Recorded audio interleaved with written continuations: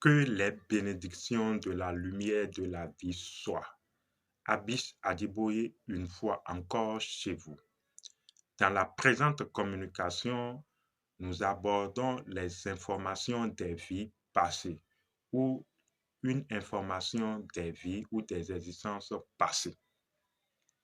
Nous abordons ce thème parce que nous avons fait un certain nombre de choses. Nous avons aidé certaines personnes à accéder à des informations de leur existence passée, de leur vie passée. Pour la chose, certaines personnes doutent encore de la réincarnation ou certaines personnes dans certaines congrégations encore n'ont pas encore cerné la notion de la réincarnation. La réincarnation fait partie même du cycle de la vie.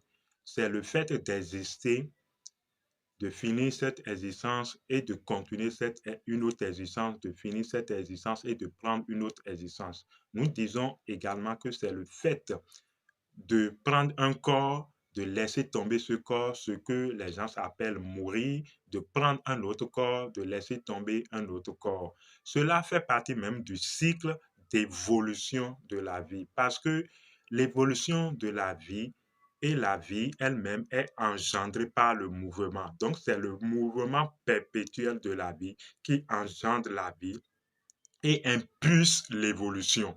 Donc, c'est normal d'exister, de finir une existence, d'exister et de finir une existence. C'est également l'évolution par continuité ou la fin par continuité.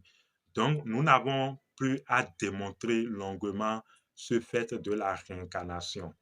Pour revenir à notre sujet, nous avons donc aidé certaines personnes voilà, à accéder à des informations d'une vie ou d'existence passée.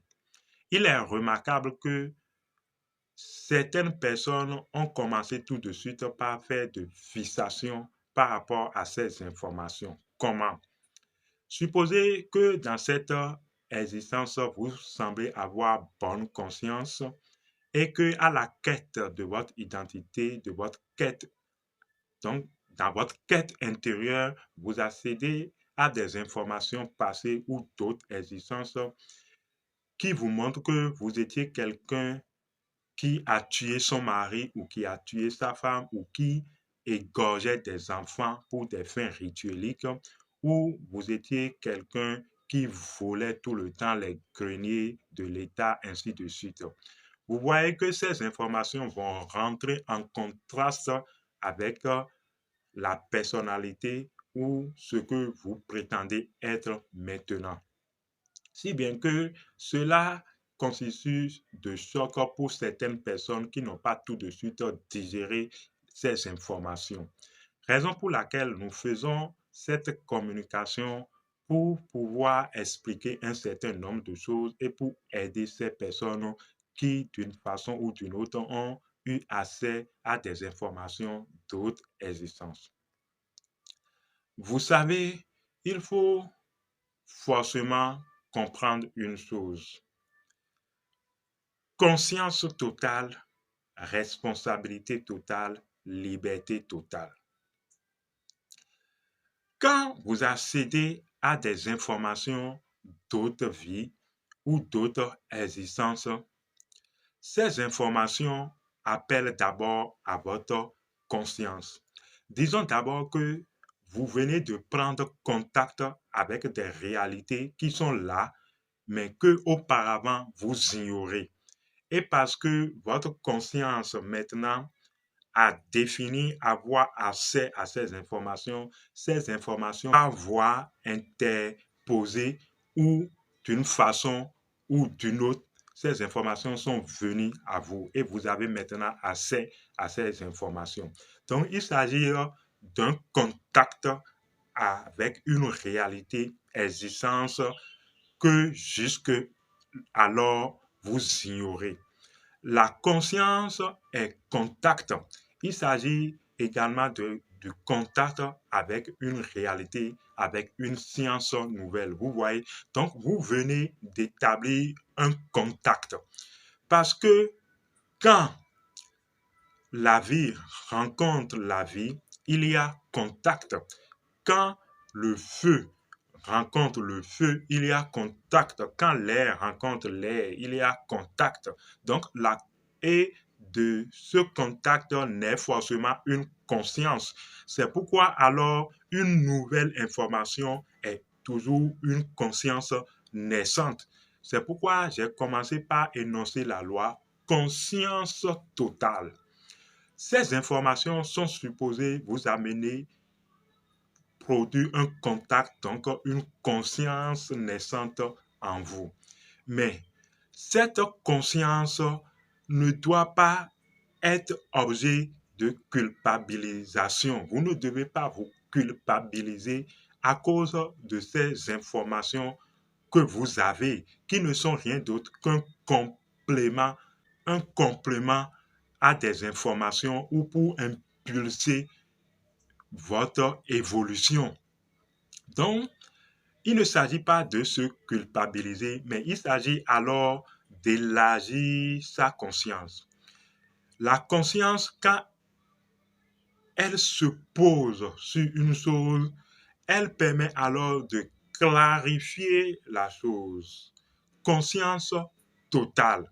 Donc, la conscience d'une chose appelle à la responsabilité. En fait, il s'agit alors de la responsabilité d'une autre vie. Quand vous êtes dans cette seule existence, les gens ont souvent tendance à se borner à cette seule existence, à se définir par leur naissance actuelle et leur vie et ou leur acte dans cette existence actuelle. Alors que la vie est un débordement plus que ça. La vie est expansion et la vie est partout ailleurs et existe sous différentes formes ou sous différentes fréquences. Ça veut dire que vous avez existé et vous existez toujours sous différentes fréquences et vous êtes également responsable de ces fréquences d'existence que vous avez eues. Et prendre conscience de ces fréquences d'existence ou des informations de ces fréquences d'existence suppose vous amener à la responsabilité. C'est-à-dire, vous allez alors vous sentir concerné par ces actes que vous avez posés alors sous une autre fréquence et non de la culpabilité, pas du tout.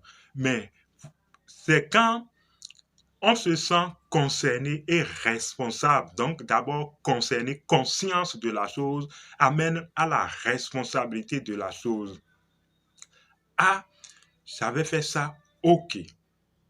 Après le choc, vous devez vous ressaisir et alors prendre la responsabilité de pouvoir faire autrement les choses. Parce que vous voyez, prendre la responsabilité de pouvoir, comme je le dis, la responsabilité octroie toujours le pouvoir. Vous allez sentir ça en conscience du moment où vous vous sentez responsable d'une chose. Vous allez voir que il y a comme une disponibilité de pouvoir faire autrement les choses. C'est de ça qu'il s'agit. Quand vous avez des informations d'une autre existence qui viennent contraster avec votre existence actuelle, ça appelle à votre responsabilité. Parce que c'est seulement la responsabilité qui mène à la liberté. Si vous voulez vous libérer de vos réincarnations, vous devez forcément à un moment ou autre, suivant votre conscience, à céder ou aller à la recherche de vos vies passées et endosser la responsabilité de vos vies passées. Vous voyez que c'est du travail et il n'y a pas vraiment du temps à perdre pour de futilité. Voyez que les gens n'arrivent même pas à cerner leur vie présente, leur existence présente, à avoir une présence, une conscience de leur existence, une conscience présente de leur existence actuelle. Et qu'il faille maintenant assumer des responsabilités d'autres existences. vous voyez ce fait, c'est d'ailleurs pourquoi il y a toujours, quand on prend une nouvelle enveloppe, un nouveau corps, il y a toujours la rivière de l'oubli qui vous envoie dans une expérience nouvelle où le cerveau n'a pas encore les informations des vies passées. Parce que vous avez pris par la rivière de l'oubli. Les gens vont se demander encore comment est-ce possible. Est-ce que nous avons vécu l'expérience de la rivière de l'oubli? Symboliquement, c'est également le liquide amniotique dans lequel baigne l'enfant quand il est encore dans le ventre de sa mère. Mais nous n'allons pas nous attarder sur cet aspect de la connaissance. Donc, puisque nous traversons tous la rivière de l'oubli en prenant chaque fois un corps, nous repartons tout comme une nouvelle page neuve pour pouvoir alors, au fait, nous développer ou pour pouvoir nous donner la chance d'un nouveau départ. Vous voyez, il y a toujours la compréhension du nouveau départ.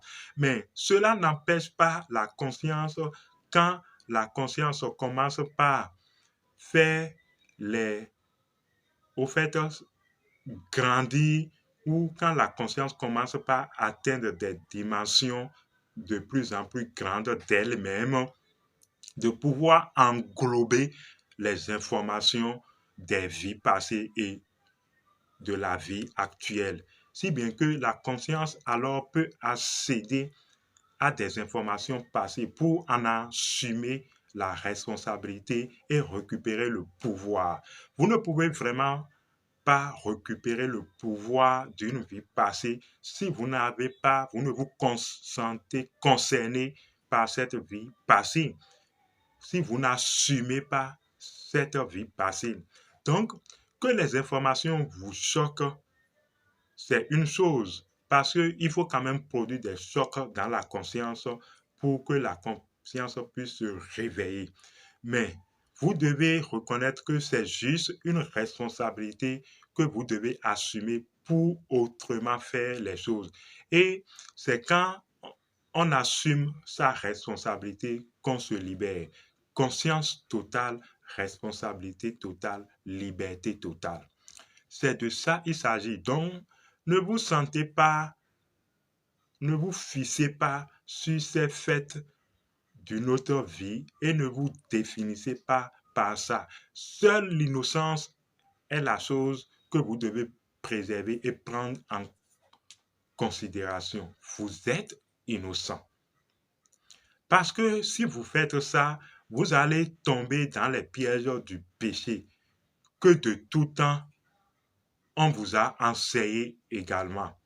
Ne faites pas ça, s'il vous plaît. Préservez votre innocence. Vous êtes innocent. Vous devez arriver à recouvrer et à préserver votre innocence. C'est ainsi la fleur, la rose des marécages qui traverse toujours la boue, qui traverse, qui pousse toujours sur les tas d'ordures et qui préserve quand même sa pureté, son innocence. Vous êtes innocent. Et avoir des informations d'une vie passée, c'est pouvoir assumer la responsabilité de ces vies. C'est pourquoi, au fait, rien ne se perd et tout s'obtient toujours par mérite. Vous voyez et vous êtes en train de comprendre que l'autorité vient de l'intérieur. C'est pourquoi vous devez vous rappeler de qui vous êtes. Qui es-tu? Abish Adjiboye, à la prochaine.